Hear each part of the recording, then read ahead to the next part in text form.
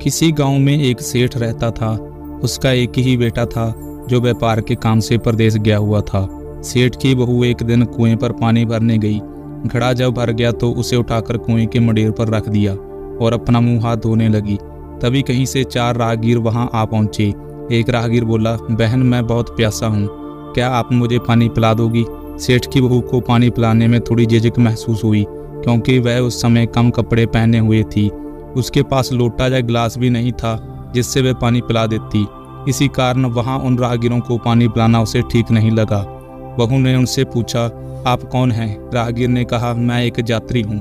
बहू बोली, यात्री तो संसार में केवल 2 ही होते हैं, आप उन दोनों में से कौन हैं? अगर आपने मेरे इस सवाल का सही जवाब दे दिया तो मैं आपको पानी पिला दूंगी, नहीं तो मैं पानी नहीं पिलाऊंगी। बेचारा राहगीर उसकी बात का कोई जवाब नहीं दे पाया। तभी दूसरा राहगीर ने पानी पिलाने की विनती की। बहू ने दूसरे राहगीर से पूछा, अच्छा तो आप बताइए कि आप कौन हैं? दूसरा राहगीर तुरंत बोल उठा, मैं तो एक गरीब आदमी हूँ। सेठ की बहू बोली, भैया गरीब तो केवल 2 ही होते हैं, आप उनमें से कौन हैं? प्रश्न सुनकर दूसरा राहगीर भी चकरा गया। उसको कोई जवाब नहीं सूझा तो वह चुपचाप हट गया। तीसरा राहगीर बोला, बहन मुझे बहुत प्यास लगी है, ईश्वर के लिए तुम मुझे पानी पिला दो। बहू ने पूछा, अब आप कौन हैं? तीसरा राहगीर बोला, बहन मैं तो एक अनपढ़ गंवार हूँ। यह सुनकर बहू बोली, अरे भाई अनपढ़ गंवार तो इस संसार में बस 2 ही होते हैं, आप उनमें से कौन हो? बेचारा तीसरा राहगीर भी बोल नहीं पाया। अंत में चौथा राहगीर आगे आया और बोला, बहन मेहरबानी करके मुझे पानी पिला दें, प्यासे को पानी पिलाना तो बड़े पुण्य का काम होता है। सेठ की बहू बड़ी ही चतुर और होशियार थी। उसने चौथे राहगीर से पूछा, आप कौन हैं? वह राहगीर अपनी खीज छिपाते हुए बोला, मैं तो बहन बड़ा ही मूर्ख हूँ। बहू ने कहा, मूर्ख तो संसार में केवल 2 ही होते हैं, आप उनमें से कौन हो? वह बेचारा भी उसके प्रश्न का उत्तर नहीं दे सका। चारों पानी पिए बगैर ही वहां से जाने लगे तो बहू बोली, जहाँ से थोड़ी सी दूर पर मेरा घर है, आप लोग कृपया वहीं चलिए, मैं आप लोगों को पानी पिला दूंगी। चारों राहगीर उसके घर की तरफ चल पड़े। बहू ने इसी बीच पानी का घड़ा उठाया और छोटे रास्ते से अपने घर पहुंच गई। उसने घड़ा रख दिया और अपने कपड़े ठीक तरह से पहन लिए। इतने में वे चारों राहगीर उसके घर पहुंच गए। बहू ने उन सभी को जुगुड़ दिया और पानी पिलाया। पानी पीने के बाद वे राहगीर अपनी राह पर चल पड़े। सेठ उस समय घर में एक तरफ बैठा जे सब देख रहा था। उसे बड़ा दुख हुआ। वह सोचने लगा, इसका पति तो व्यापार करने के लिए प्रदेश गया है और जय उसकी गैरहाजिरी में पराई मर्दों को घर बुलाती है, उनके साथ हंसती बोलती है। इसे तो मेरा भी लिहाज नहीं है। जय सब देख अगर मैं चुप रह गया तो आगे से इसकी हिम्मत और बढ़ जाएगी। मेरे सामने इसे किसी से बोलते बतियाते शर्म नहीं आती तो मेरे पीछे ना जाने क्या क्या करती होगी। फिर एक बात जय भी है कि बीमारी कोई अपने आप ठीक नहीं होती, उसके लिए वैद्य के पास जाना पड़ता है। क्यों ना इसका फैसला राजा पर ही छोड़ दूं। यही सोचता वह सीधा राजा के पास जा पहुंचा और अपनी परेशानी बताई। सेठ की सारी बातें सुनकर राजा ने उसी वक्त बहू को बुलाने के लिए सिपाही भेजे और उनसे कहा, तुरंत सेठ की बहू को राजसभा में उपस्थित किया जाए।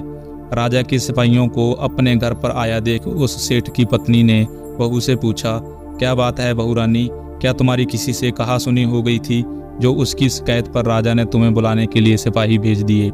बहू ने सास की चिंता को दूर करते हुए कहा, नहीं सासू माँ, मेरी किसी से कोई कहा सुनी नहीं हुई है, आप जरा भी फिक्र ना करें। सास को अस्वस्थ कर वह सिपाहियों से बोली, तुम पहले अपने राजा से यह पूछकर आओ कि उन्होंने मुझे किस रूप में बुलाया है, बहन, बेटी या फिर बहू के रूप में, किस रूप में मैं उनकी राजसभा में आऊं। बहू की यह बात सुन सिपाही वापस चले गए। उन्होंने राजा को सारी बातें बताई। राजा ने तुरंत आदेश दिया कि पालकी लेकर जाओ और कहना कि उसे बहू के रूप में बुलाया गया है। सिपाहियों ने राजा की आज्ञा के अनुसार जाकर सेठ की बहू से कहा, राजा ने आपको बहू के रूप में आने के लिए पालकी भेजी है। बहू उसी समय पालकी में बैठकर राजसभा में जा पहुंची। राजा ने बहू से पूछा, तुम दूसरे पुरुषों को घर क्यों बुला लाई जबकि तुम्हारा पति घर पर नहीं था? बहू बोली, महाराज, मैंने तो केवल कर्तव्य का पालन किया। प्यासे राइयों को पानी पिलाना कोई अपराध नहीं है, यह हर गृहिणी का कर्तव्य है। जब मैं कुएं पर पानी भरने गई थी तब तन पर मेरे कपड़े अजनबियों के प्रमुख उपस्थित होने के अनुरूप नहीं थे। इसी कारण उन राहगीरों को कुएं पर पानी नहीं पिलाया। उन्हें बड़ी प्यास लगी थी और मैं उन्हें पानी पिलाना चाहती थी, इसीलिए मैंने उनसे मुश्किल प्रश्न पूछे। और जब वे उनका उत्तर नहीं दे पाए तो उन्हें घर बुला लाई। घर पहुंचकर ही उन्हें पानी पिलाना उचित था। राजा को बहू की बात ठीक लगी। राजा को उन प्रश्नों के बारे में जानने की बड़ी उत्सुकता हुई जो बहू ने चारों राहगीरों से पूछे थे। राजा ने सेठ की बहू से कहा, भला मैं भी तो सुनूं कि वो कौन से प्रश्न थे जिनका उत्तर वो लोग नहीं दे पाए।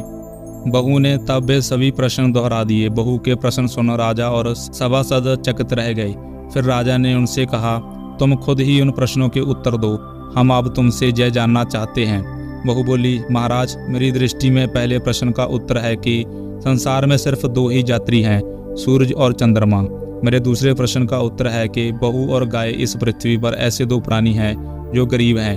अब मैं तीसरे प्रश्न का उत्तर सुनाती हूँ। महाराज, हर इंसान के साथ हमेशा अनपढ़ गवारों की तरह जो हमेशा चलते रहते हैं वो हैं भोजन और पानी। चौथे आदमी ने कहा था कि वह मूर्ख है, और जब मैंने उनसे पूछा कि मूर्ख तो 2 ही होते हैं, तुम उनमें से कौन से मूर्ख हो, तो वह उत्तर नहीं दे पाया। इतना कहकर वह चुप हो गई। राजा ने बड़े आश्चर्य से पूछा, क्या तुम्हारी नज़र में इस संसार में सिर्फ 2 ही मूर्ख हैं? हाँ महाराज, इस घड़ी इस समय मेरी नज़र में सिर्फ 2 ही मूर्ख हैं। राजा ने कहा, तुरंत बतलाओ कि वो 2 मूर्ख कौन हैं। इस पर बहू बोली, महाराज, मेरी जान बख्शी दी जाए तो मैं इसका उत्तर दूं। राजा को बड़ी उत्सुकता थी यह जानने की कि वो 2 मूर्ख कौन हैं। सो उसने तुरंत बहू से कह दिया, तुम निसंकोच होकर कहो, हम वचन देते हैं कि तुम्हें कोई सजा नहीं दी जाएगी। बहू बोली, महाराज, मेरे सामने इस वक्त बस 2 ही मूर्ख हैं। फिर अपने ससुर की ओर हाथ जोड़कर कहने लगी, पहले मूर्ख तो मेरे ससुर जी हैं, जो पूरी बात जाने बिना ही अपनी बहू की शिकायत राज दरबार में की। अगर उन्हें शक हुआ ही था तो ये पहले मुझसे पूछ लेते, मैं खुद ही इन्हें सारी बात बता देती। इस तरह घर परिवार की बेइज्जती तो नहीं होती। उसके ससुर को अपनी गलती का एहसास हुआ। उसने बहू से माफ़ी मांगी। बहू चुप रही। राजा ने तब पूछा, और दूसरा मूर्ख कौन है?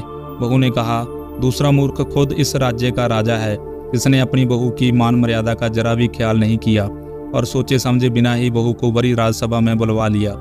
बहू की बात सुनकर राजा पहले तो क्रोध से आग बबूला हो गया, परंतु तभी सारी बातें उसकी समझ में आ गई। समझ में आ जाने पर राजा ने बहू को उसकी ईमानदारी और चतुराई की सराहना करते हुए ढेर सारे पुरस्कार देकर सम्मान सहित विदा किया। दोस्तों, ये कहानी हमें इस बात को सिखाती है कि अगर कोई गलती करता है तो उसके गलती करने के कारण को जाने बिना किसी को सजा नहीं देनी चाहिए। हो सकता है उस आदमी की कोई मजबूरी हो। तो दोस्तों, ये कहानी आपको कैसी लगी कमेंट करके ज़रूर बताना, और अगर आपको ऐसी कहानियाँ सुनना पसंद है तो चैनल को सब्सक्राइब भी ज़रूर कर लेना। दोस्तों, मिलते हैं नेक्स्ट वीडियो में, तब तक के लिए बेस्ट ऑफ लक।